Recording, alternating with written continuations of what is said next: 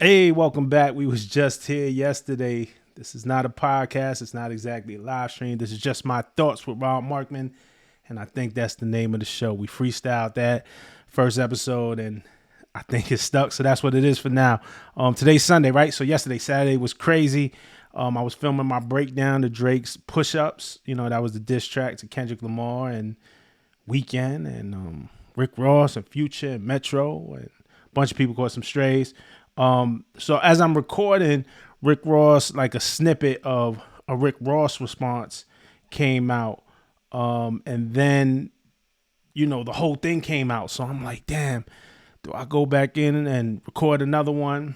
So, but nah, man, I uploaded push-ups and I actually had tickets to the movie. So I went to the movies. I went to go see Civil War yesterday. The movie was all right. It was fine. I was expecting something more. And the real Civil War was happening in rap, right?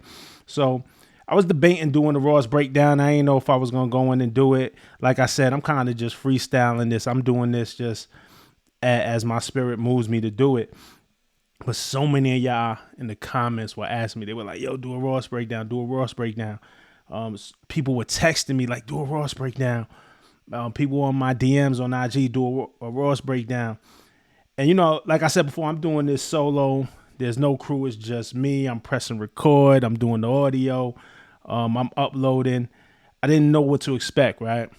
But this comment section, this y'all in these comments that are supporting these videos, y'all who tune in, that's everything to me, right? Because I didn't know who was going to tune in. And so when y'all are in the comments like, yo, do a Ross breakdown, I got to do a Ross breakdown, right? So here we go. We're going to set it off, right? So you remember Drake dropped Push-Ups just yesterday, of course, y'all remember. And on it, he had that line, I might take your latest girl and cuff her like I'm Ricky. Can't believe he jumping in this, turning 50. Every song that made it on the chart, he got from Drizzy. Spend that little check. You got to stay about my business. Worry about whatever's going on with you and Diddy. Has to be Diddy. Diddy rhymes there. So Drake says that, sets it off. A few hours later, here comes Rick Ross with Champagne Moments. First off, look, the beat is cool. The violins is kind of slow rolling. It's that nice tempo. It's really a perfect backdrop for Ross. That's like his comfort zone. So he goes in right away, right? He starts off fish tanks and marble floors, living big and bad. Niggas laughed until they hit with my official jab. Crack smoke is the exhaust from my pen and pad.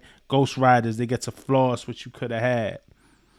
So here's something, right? And he starts off right away. This is something we haven't spoke about, right? Ghostwriters. And Ross brings this up right away. When it comes to Drake in this battle, Push-Ups is a dope record. I said yesterday, Push-Ups has Drake up in the battle, particularly against Kendrick. In my mind, I don't think it's the record. I think we're going to get multiple records leading up to what's going to be the climax, the end result of this, right?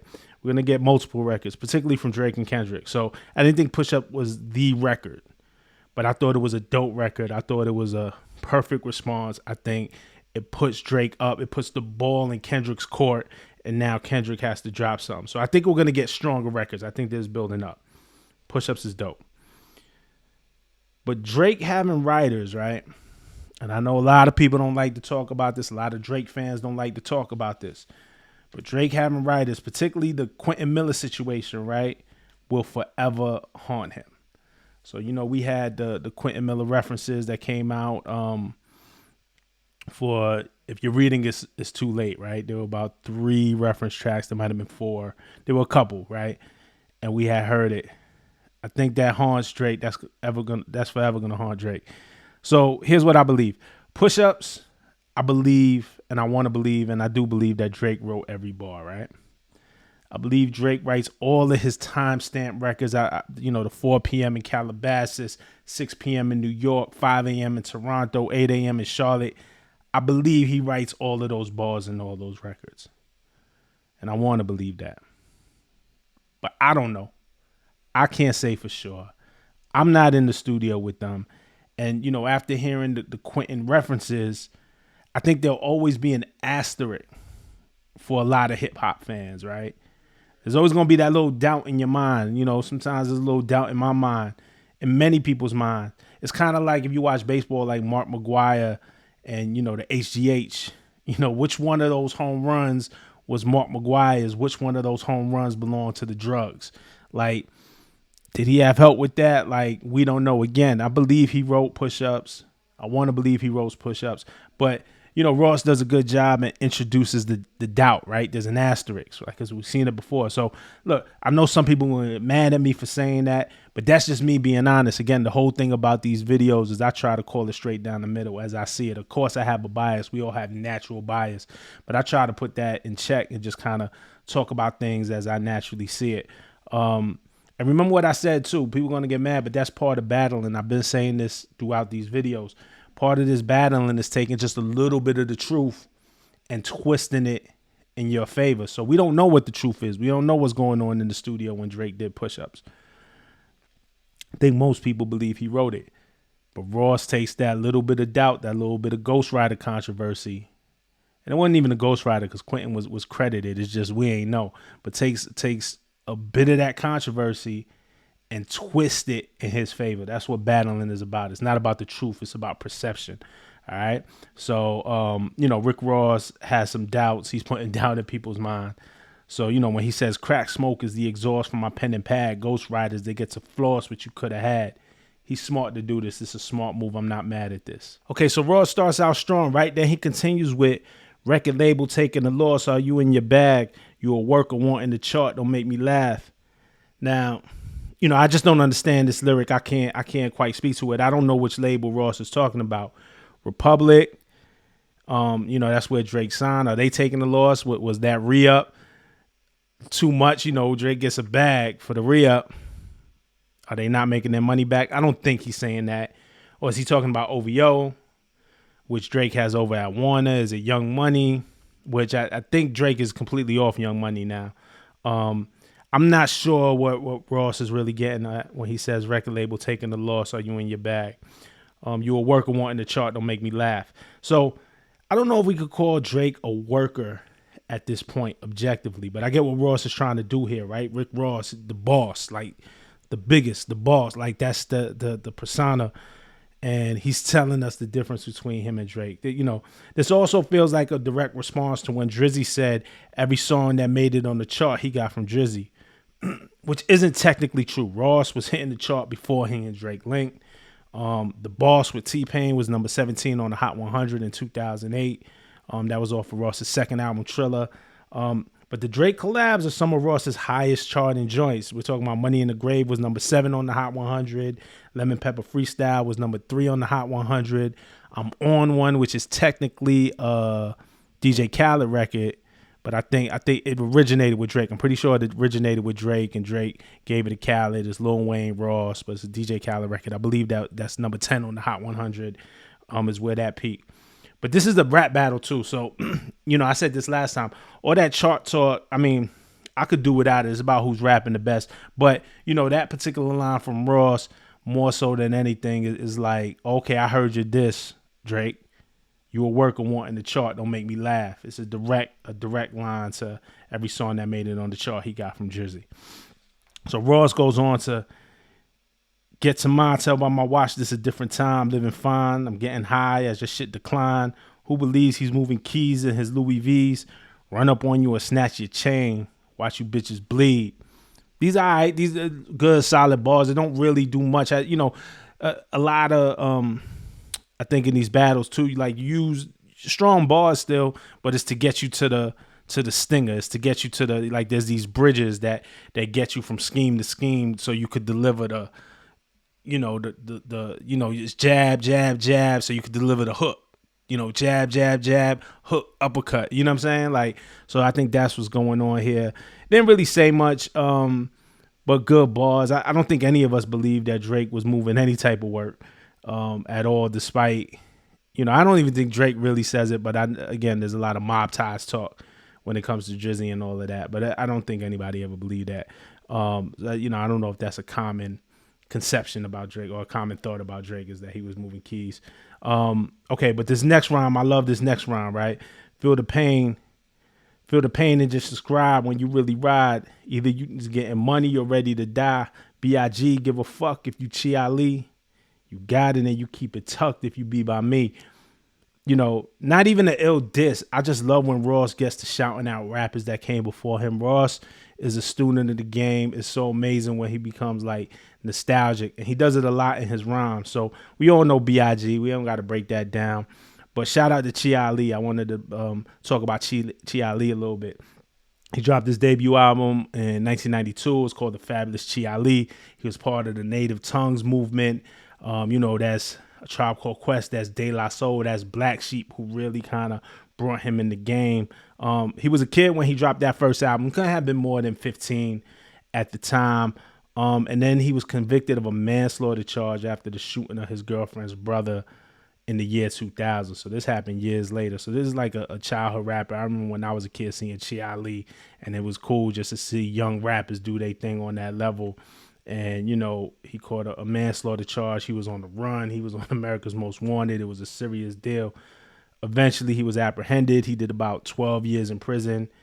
And he came home, and he seems to be doing well. When I was at MTV, we had a show called Rap Fix Live. And I remember one episode when Chi Ali got out of jail. We had Chi Ali on the episode, and he was there with his daughter. It was moving. It was an emotional episode. So I hope Chi Ali is out there doing well, man. Shout out to Chi Ali. All right, so this kind of brings us to the end of, Ross's first verse. We start winding it down. First verse was okay. Besides the ghostwriting line, there wasn't like a ton of venom for Drake. On the chorus, he accused Drake of leaking his own record. I guess he's talking about push-ups, which I talked about on my last video. I just thought the rollout for that was a mistake. I think OVO, whoever was responsible for that leak, did Drake a big disservice, because we spent the first 2 hours of the day debating whether the song was real or AI, which I thought kind of just took away from it a bit. But, not a ton on the hook, not a ton on the first verse. Verse 2, Ross starts getting at Drake's upbringing. Again, I don't think any of us necessarily believe Drake grew up tough, even though he may paint pictures on some of his records, right? Like, again, the whole montage persona, started from the bottom a bit. I don't doubt that he's been through some things. We all go through things, but I don't think he had like a tough physical upbringing. But, Ross starts to get at him. He says in the second verse, like his moves, but he never had to fight in school. Always ran, another had to write your grooves.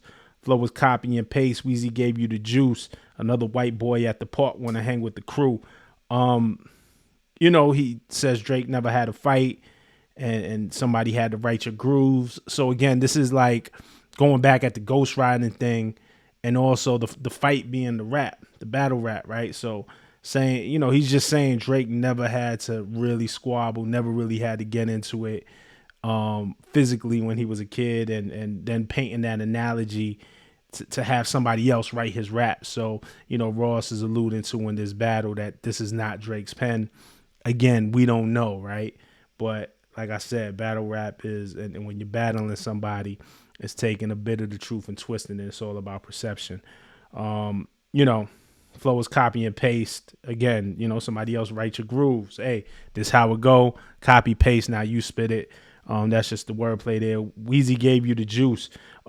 If you know Rick Ross, he's always going to put on for Lil Wayne. And he always, he was beefing with Birdman for a minute and making some Birdman diss records. Those were strong records. And he would always put Wayne on a pedestal. Ross, I think, has a real love for Wayne. But, again, too, this is the art of war. So he's putting down Drake, but let me big up Wayne. Let me big up the guy, his team, his mentor. I don't ever see anything coming between Ross and Wayne. These are cool bars.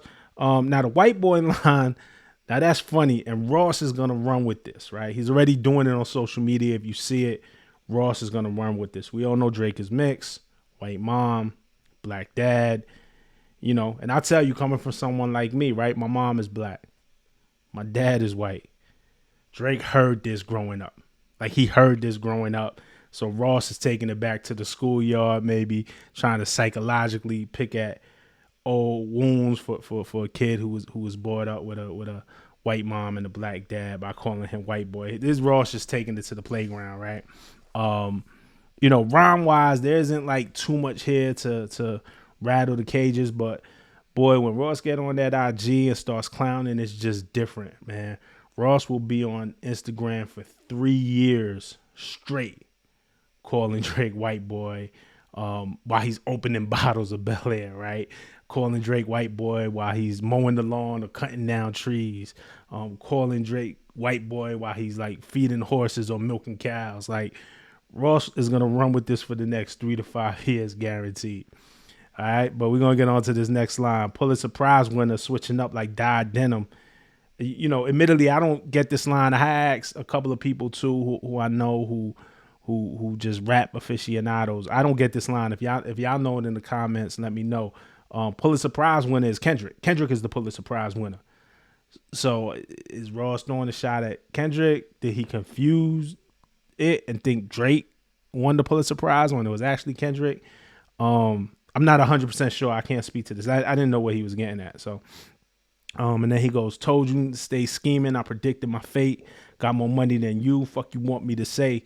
50 mil for the crib. Where you want me to stay? I could shoot up the block. I got pinches to paint.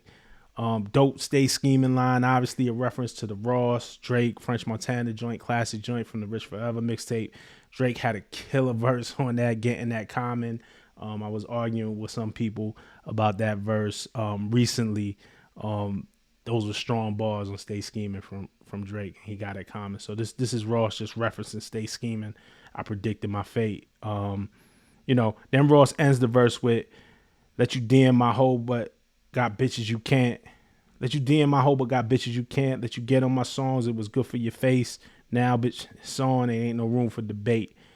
We often talk about the Drake stimulus, right? Drake gives you a feature, and it's a good look to have Drake on your record. It's a great look. It helps with streams. It helps with sales. It helps with charts positioning. For a lot of new artists, it raises their profile and their visibility. It certainly helped Ross. Ross definitely benefited from having Drake features. Absolutely. But Ross has a point, too. Those early Ross records that Drake jumps on, it helps solidify Drake in the streets, just to be aligned with an artist who makes a little bit more street music.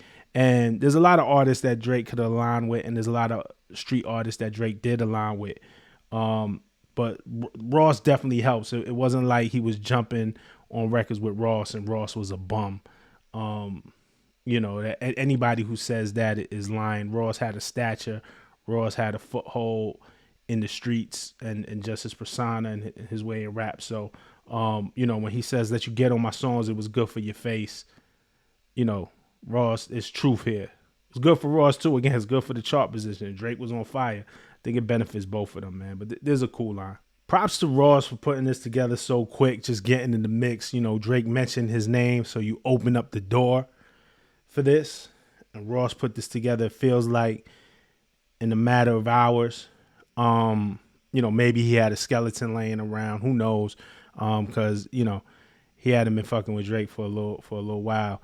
But after all the rapping on the record, Ross goes on to talk at the end of the record. It just goes on to clown. So he keeps calling Drake white boy. He said Drake got a nose job to make his nose smaller than his father's nose, which I don't think is true. Who knows? I don't know. I don't think it's true though. This is the part that's hard for me to judge, right? This is like the other part of this. That's hard for me to judge is kind of like, if it's not in a bar, it's kind of hard for me to say, you know what I'm saying? He also talked about Drake sending a cease and desist to French Montana for Mac and Cheese 5, which was French's last project. Drake had a verse on the song Splash Brothers, and then I guess he wanted off the song, so the song ended up being French, Ross, and Lil Wayne. So there's an issue there between Drake and French. Or maybe French is not tripping. I'm not 100% sure, but Ross definitely took offense. And then Ross says, that's why I unfollow Drake on Instagram. And I can't even really speak to who unfollow who. Like, I ain't into it when media gets to reporting on that. Like, I can't even tell when somebody unfollow me on the gram at all. Like, so I never get those posts. You see it all the time from different hip hop outlets. They'll be like, Kim Kardashian unfollowed Chloe, and Ross unfollowed Drake, and Drake unfollowed Ice Spice, and man, I don't really care about that. I don't even know how you tell. I couldn't tell if somebody unfollowed me, but Ross said he unfollowed Drake because of the cease and desist that he issued to French Montana for their record Splash Brothers. Well, he didn't say it was for the record Splash Brothers, but we find that out later because the record leaks and there's a version with Drake on it.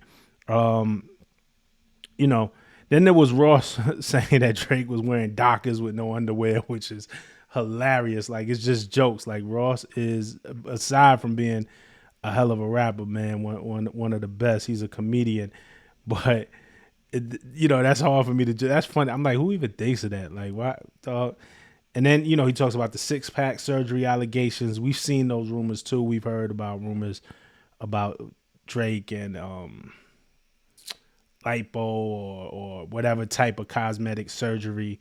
But again, I don't know how to judge those. If it's not like within a rhyme scheme, I don't know how to judge those allegations. It's just harder for me to care if it's not like in the music per se.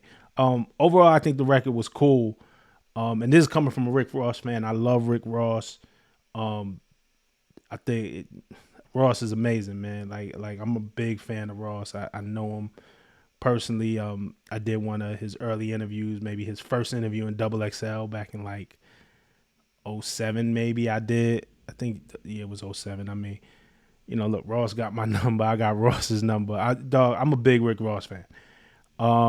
And this record was cool, but I feel like what we really want to see, I know what I really want to see is Drake versus Kendrick. And this Ross record was cool for the moment, but I don't know if 5 years from now, 10 years from now, we'll be saying that this is one of the best diss records of all time. I just think it was a response to throw out there to be like, oh, I heard what you said.